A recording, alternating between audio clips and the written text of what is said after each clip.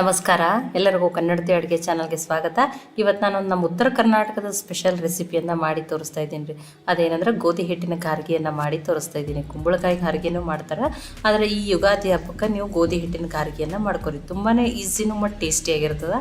ಎಷ್ಟು ದಿನ ಬೇಕಾದ್ರೆ ಸ್ಟೋರ್ ಮಾಡಿ ಇಟ್ಕೊಂಡು ತಿನ್ಬೋದು ರೀ. ಈ ಒಂದು ಪ್ಯಾನ್ಗೆ ನಾನು ಒಂದು ಬಟ್ಲಾಗಷ್ಟು ಪುಡಿ ಮಾಡಿ ಇಟ್ಕೊಂಡಿರ್ತದೆ ಬೆಲ್ಲವನ್ನು ಹಾಕ್ತಾಯಿದ್ದೀನಿ. ನಾವು ಜಾಸ್ತಿ ಸ್ವೀಟ್ ತಿಂತೀವಿ ಅಂತೇಳಿ ಇಷ್ಟು ಹಾಕ್ತೀವಿ. ನೀವು ಲೈಟ್ ಸ್ವೀಟ್ ತಿನ್ನೋರಿದ್ರೆ ಇನ್ನೊಂದು ಸ್ವಲ್ಪ ಬೆಲ್ಲವನ್ನು ಕಡಿಮೆ ಹಾಕೋರಿ. ಅದರಷ್ಟೇ ಒಂದು ಬಟ್ಲಾಗಷ್ಟೇ ನೀರನ್ನು ಹಾಕೋತೀನಿ. ಒಂದು ಬಟ್ಲ್ ಬೆಲ್ಲ, ಒಂದು ಬಟ್ಲ್ ನೀರನ್ನು ಹಾಕ್ಕೊತೀನಿ. ಬೆಲ್ಲ ಕಡಿಮೆ ಹಾಕ್ಕೊಂಡ್ರೂ ನೀರನ್ನು ಬೆಲ್ಲ ಮತ್ತು ನೀರನ್ನು ಸಮ ಪ್ರಮಾಣದಲ್ಲಿನೇ ತಗೋರಿ. ಈಗ ಆ ಬೆಲ್ಲ ನೀರಿನಲ್ಲಿ ಕರಗಬೇಕ್ರಿ. ಗ್ಯಾಸನ್ನು ಹೈ ಫ್ಲೇಮ್ದಲ್ಲಿನೇ ಇಟ್ಟೀನಿ ರೀ ನಾನು. ನೋಡಿ, ಬೆಲ್ಲ ಈಗ ಕರಗಿದ್ರಿ. ಇದು ನೋಡಿ, ಗ್ಯಾಸನ್ನು ಆಫ್ ಮಾಡ್ತೀನಿ. ಬೆಲ್ಲದಲ್ಲಿ ಸ್ವಲ್ಪ ಕಸ ಕಡ್ಡಿ ಇರೋದ್ರಿಂದ ಇದನ್ನು ಸೋಸ್ಕೋತೀನಿ ರೀ.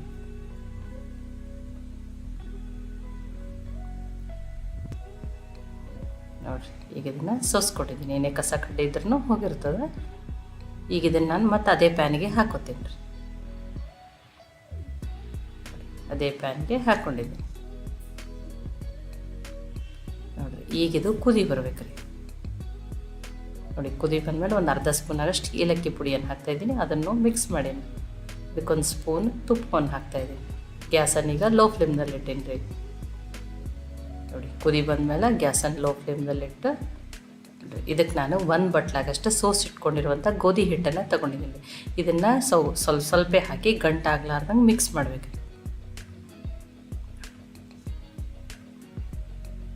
ಅಥವಾ ನೀವು ಗ್ಯಾಸನ್ನು ಆಫ್ ಮಾಡಿ ಮಿಕ್ಸ್ ಮಾಡಿ ಮತ್ತು ಗ್ಯಾಸನ್ನು ಆನ್ ಮಾಡಿ. ನೋಡಿ, ಗಂಟಾಗ್ಲಾರ್ದ ಮಿಕ್ಸ್ ಮಾಡಿ. ಇಲ್ಲ ನಿಮಗೆ ಇನ್ನೊಂದು ಸ್ವಲ್ಪ ಹಿಟ್ಟು ಹಿಡಿಸ್ತೈತೆ ಅಂದರೆ ಇನ್ನೊಂದು ಸ್ಪೂನ್ ಅಥವಾ 2 ಸ್ಪೂನ್ ಆಗಷ್ಟು ಹಿಟ್ಟನ್ನು ಹಾಕ್ಕೊಂಡು ಅಡ್ಜಸ್ಟ್ ಮಾಡ್ಕೊರಿ. ನೋಡಿ, ಇದನ್ನು ನೀಟಾಗಿ ಮಿಕ್ಸ್ ಮಾಡಿ ಒಂದು 2 ನಿಮಿಷ ಆಗಷ್ಟು ಆ ಪಾತ್ರೆ ತಳ ಬಿಡೋವರೆಗೂ ಹಿಟ್ಟನ್ನು ಬೇಯಿಸ್ಕೋಬೇಕು. ಅಷ್ಟೇ ರೀ, ತುಂಬಾ ಏನಿಲ್ಲ. ಒಂದು 2 ನಿಮಿಷ ಆಗಷ್ಟು ಬೇಯಿಸ್ಕೊಂಡ್ರೆ ಸಾಕು. ನೋಡಿ, ಈ ರೀತಿ. ಈಗ ನಾನು ಗ್ಯಾಸನ್ನು ಆಫ್ ಮಾಡ್ತೀನಿ. ಇದು ಕಂಪ್ಲೀಟಾಗಿ ಆರಬೇಕು ರೀ. ಆರಿದ್ಮೇಲೆ ಯೂಸ್ ಮಾಡೋಣ. ಅನ್ಕತಕ್ಕ ಇದನ್ನು ಆರ್ಲಿಕ್ಕೆ ಬಿಡ್ತಾಯಿದ್ದೀನಿ ನಾನು. ನೋಡಿರಿ, ಈಗ ಆರೈದು. ನೋಡಿ, ಪೂರ್ತಿಯಾಗಿಯೇ ತಣ್ಣಗಾಗಬೇಕು ರೀ ಇದು. ಇದಕ್ಕೊಂದು ಸ್ವಲ್ಪ ಕೈಗೆ ನಾನು ತುಪ್ಪ ಹಚ್ಕೊಂಡು ಇನ್ನೊಂದು ಸ್ವಲ್ಪ ನಾದ್ಕೋತೀನಿ ರೀ. ತುಂಬಾ ಸಾಫ್ಟಾಗಿರ್ತದೆ ರೀ ಇದು ಹಿಟ್ಟು.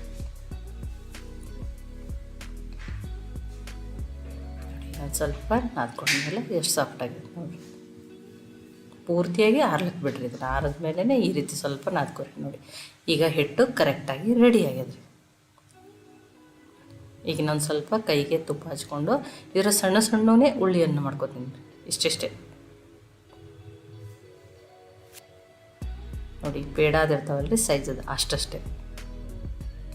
ನೋಡಿ, ಈಗ ಸಣ್ಣ ಸಣ್ಣ ಈ ರೀತಿ ಉಳ್ಳಿಗಳನ್ನ ಮಾಡ್ಕೊಂಡಿದ್ದೀನಿ. ಸ್ವಲ್ಪ ಕೈಗೆ ತುಪ್ಪ ಹಚ್ಕೊರಿ. ಇವೆಲ್ಲನೂ ರೌಂಡಾಗಿ ಮಾಡಿ ಇಟ್ಕೊತೀನಿ ನಾನು ಒಮ್ಮೆಲೆ. ಟೇಸ್ಟಿನೂ ಅದ, ಈಸಿನೂ ಅದ ಮತ್ತು ಹೆಲ್ದಿನೂ ಅದ. ಕರೆಕ್ಟ್ ಪ್ರಮಾಣದಲ್ಲಿನೇ ಹಾಕಿರಿ. ಯಾವುದೇ ರೀತಿ ಕೆಡಲಿದೆ, ಕರೆಕ್ಟಾಗಿಯೇ ಬರ್ತದೆ. ಇಲ್ಲಿ ನೋಡಿ, ಸ್ವಲ್ಪ ನಾನಿಲ್ಲಿ ಗಸಗಸೆಯನ್ನು ತೊಗೊಂಡಿದ್ದೀನಿ. ಈ ಗಸಗಸೆಯಿಂದ ಟೇಸ್ಟಿಂಗೂ ಚೆನ್ನಾಗಿ ಬರ್ತದೆ. ಈ ರೀತಿ ರೌಂಡ್ ಮಾಡ್ಕೊಂಡಿರ್ತೀವಲ್ಲಿ ನೋಡಿ, ಈ ರೀತಿ ಮಾಡಿ ಅದಕ್ಕೆ ನಾನು 2 ಕಡೆ ಗಸಗಸೆಯನ್ನು ಹಚ್ತೀನಿ ರೀ. ನೋಡಿ, ಈ ರೀತಿ ಮತ್ತು ಇನ್ನೊಂದು ಸ್ವಲ್ಪ ಕೈಯಿಂದನೇ ತಟ್ಟಬೇಕ್ರಿ. ಇಲ್ಲ ನಿಮ್ಗೆ ಜಾಸ್ತಿ ಇಷ್ಟ ಆಗಲ್ಲ ಅಂದರೆ ಸ್ವಲ್ಪನೇ ಹಚ್ಚಿರಿ, ಅಥವಾ ಒಂದು ಸೈಡನ್ನು ಹಚ್ಚಿರಿ, ನಡೀತದೆ. ಅದೆಷ್ಟ ಸಣ್ಣ ಸಣ್ಣ ಉಳ್ಳಿ ತೊಗೊಂಡು ಇಷ್ಟಿಷ್ಟೇ ತೆಳುವಾಗಿಯೇ ತಟ್ಕೋಬೇಕು ಇದನ್ನು. ನೋಡಿ, ಎಷ್ಟು ಚೆನ್ನಾಗುತ್ತೆ. ನೋಡಿ, 2 ಸೈಡು ಚೆನ್ನಾಗತ್ತವೆ. ಇದು ಈ ಗಸಗಸೆದಿನ ಟೇಸ್ಟ್ ಇನ್ನೂ ಚೆನ್ನಾಗಿ ಬರ್ತದೆ. ನಾನು ಒಂದನ್ನು ಮಾಡಿ ತೋರಿಸಿದ್ದೀನಿ, ನಿಮ್ಗೆ ಇನ್ನೊಂದನ್ನು ಮಾಡಿ ತೋರಿಸ್ತೀನಿ. ಇವೇನು ಉಳ್ಳಿ ಮಾಡ್ಕೊಂಡಿರ್ತೀವಲ್ಲ ರೀ, ಭಾಳ ದೊಡ್ಡ ಮಾಡ್ಕೊಬೇಡ್ರಿ. ಇಷ್ಟಿಷ್ಟೇ ಇರಬೇಕು ರೀ. ಗಾರಿಗೆ ಅಂದರೆ ಇದೇ ಥರ ತುಂಬ ದಪ್ಪನೂ ಬರಬಾರ್ದು. ಮತ್ತು ಇಷ್ಟಿಷ್ಟೇ ಮಾಡ್ಕೊಂಡು ಈ ರೀತಿ ತೆಳುವಾಗಿಯೇ ತಟ್ಕೋಬೇಕು. ನೋಡಿ, 2 ಮಾಡಿ ತೋರಿಸಿದ್ದೀನಿ ನಾನು ನಿಮ್ಗೆ. ಈ ಉಳಿದಿದ್ದೆಲ್ಲನೂ ಏನು ಮಾಡ್ಕೊತೀನಿ ರೀ, ಒಮ್ಮೆಲೆ ರೆಡಿ ಮಾಡಿ ಇಟ್ಕೊತೀನಿ ರೀ. ನೋಡಿ, ಈ ರೀತಿ ಒಮ್ಮೆಲೆ ರೆಡಿ ಮಾಡಿ ಇಟ್ಕೊಂಡಿದ್ದೀನಿ. ನೋಡ್ರಿ, ತುಂಬಾ ಆ ಗಸಗಸೆದಿಂದ ಚೆನ್ನಾಗಿ ಕಾಣತ್ತವೆ. ಇವ್ನ ಕರಿಲಿಕ್ಕೆ ಆಲ್ರೆಡಿ ಎಣ್ಣೆನೂ ಕಾಯ್ಲಿಕ್ಕೆ ಇಟ್ಟೀನಿ ರೀ ನಾನು. ನೋಡಿ, ಎಣ್ಣೆನೂ ಕಾಯ್ದದ. ಗ್ಯಾಸು ಮೀಡಿಯಮ್ ಫ್ಲೇಮ್ದಲ್ಲಿನೇ ಇರಲಿ ರೀ.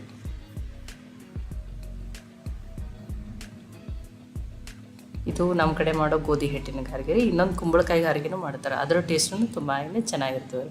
ಇದನ್ನು ನೋಡಿ, ತಿರುವು ಮುಂದೆ ಏನು ಅನ್ನಿಸ್ತದೆ, ತುಂಬಾ ಮೆತ್ತಗಾಗ್ಯದ, ಇದು ಎಣ್ಣೆ ಹಿಡಿದಿರ್ತದೇನೋ ಅನ್ನಿಸ್ತಿರ್ತದೆ ರೀ, ಅಥವಾ ಒಡೆದು ಬಿಡ್ತಾವೇನೋ ಎಣ್ಣೆ. ಇಲ್ಲ, ಇವು ಕರೆದ ಮೇಲೂ ಸಾಫ್ಟಾಗಿ ಇರ್ತಾವೆ ರೀ. ಇವು ಕರೆದಾದ್ಮೇಲೆ ಕಂಪ್ಲೀಟ್ ಆದ್ಮೇಲೆ ಕ್ರಿಸ್ಪಿಯಾಗಿ ಟೇಸ್ಟ್ ತುಂಬಾ ಚೆನ್ನಾಗಿ ಬರ್ತವೆ ರೀ.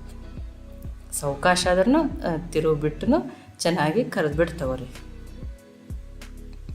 ಇಲ್ಲಿ ಮೆತ್ತಗಿರೋದ್ರಿಂದ ತುಂಬ ಎಣ್ಣೆ ಹಿಡ್ದಾವೇನು ಅನ್ನಿಸ್ತದೆ. ಇಲ್ಲ, ಎಣ್ಣೆ ಏನು ಹಿಡ್ದಿರಲ್ಲ. ಸಾವಕಾಶನೇ ತಿರುವಿ ನೋಡಿರಿ ಈ ರೀತಿ ಕಲರ್ ಬರೋದು ಕರೆದ್ಬಿಟ್ಟು ಈಗ ಇವು ಕರೆದ ಮೇಲೆ ತಗೊಳ್ಳೋ ಮುಂದೂ ಮೆತ್ತಗೆ ಅನ್ನಿಸ್ತಿರ್ತಾವ್ರಿ ಇವು. ಈಗ ಏನಾಗಬೇಕು ಇವು ಕಂಪ್ಲೀಟಾಗಿ ಆರಬೇಕು ನೋಡಿರಿ. ಕಲರು ತುಂಬಾ ಚೆನ್ನಾಗಿ ಬಂದವು, ನೋಡೋಕ್ಕೂ ತುಂಬಾ ಚೆನ್ನಾಗಿ ಕಾಣಾಕ್ತಾವ್ರಿ ನೋಡಿ. ಬಿಸಿ ಬಿಸಿ ಆಗಿರೋಂಥ ಗಾರಿಗೆ ರೆಡಿ ಆಗ್ಯಾವ್ರಿ. ಬಟ್ ಇವು ಆರ್ಬೇಕು ರೀ ನೋಡಿ. ಈ ರೀತಿ ಕಂಪ್ಲೀಟಾಗಿ ಆರಿದ್ಮೇಲೆ ಟೇಸ್ಟ್ ಚೆನ್ನಾಗಿರ್ತದೆ ರೀ. ತುಂಬಾ ಹೆಲ್ದಿ ಮತ್ತು ಟೇಸ್ಟಿಯಾಗಿರೋಂಥ ಸ್ವೀಟ್ ರೀ ನೋಡಿ. ಮುರಿದು ಬಿಟ್ಟು ತೋರಿಸ್ತಾ ಇದ್ದೀನಿ. ನೀವು ಎಷ್ಟು ದಿನ ಬೇಕಾದ್ರೂ ಸ್ಟೋರ್ ಮಾಡಿ ಇಟ್ಕೊಂಡು ತಿನ್ಬೋದು, ಅಥವಾ ಎಲ್ಲರ ಜರ್ನಿಯಲ್ಲಿ ಕೂಡ ಮಾಡಿಕೊಂಡು ಒಯ್ಬೋದು. ಮಕ್ಕಳಿಗೆ ಈ ರೀತಿ ಹೆಲ್ದಿಯಾಗಿನೂ ಮಾಡಿಕೊಡ್ಬೋದು. ಈ ಗಾರ್ಗಿ ಸ್ವಲ್ಪ ಕ್ರಿಸ್ಪಿ, ಸ್ವಲ್ಪ ಸಾಫ್ಟ್, ಟೇಸ್ಟ್ ತಿನ್ನೋಕೆ ತುಂಬಾ ಚೆನ್ನಾಗಿರ್ತದೆ. ಕ್ರಿಸ್ಪಿ ಸಾಫ್ಟಾಗಿ ಈ ಗಾರ್ಗಿ ರೆಸಿಪಿ ನಿಮ್ಗೆ ಇಷ್ಟ ಆಗಿತ್ತಂದ್ರೆ ಲೈಕ್ ಮಾಡಿ, ಶೇರ್ ಮಾಡಿ, ಕಮೆಂಟ್ ಮಾಡಿರಿ. ಖಂಡಿತನೂ ಟ್ರೈ ಮಾಡಿ ನೋಡಿರಿ. ಮತ್ತೆ ಒಳ್ಳೆ ರೆಸಿಪಿ ಜೊತೆ ಸಿಗೋಣ. ಎಲ್ಲರಿಗೂ ಧನ್ಯವಾದಗಳು. ಕನ್ನಡತಿ ಅಡುಗೆ ಚಾನಲನ್ನು ಸಬ್ಸ್ಕ್ರೈಬ್ ಮಾಡಿ, ಬೆಲ್ ಐಕಾನ್ ಪ್ರೆಸ್ ಮಾಡಿ.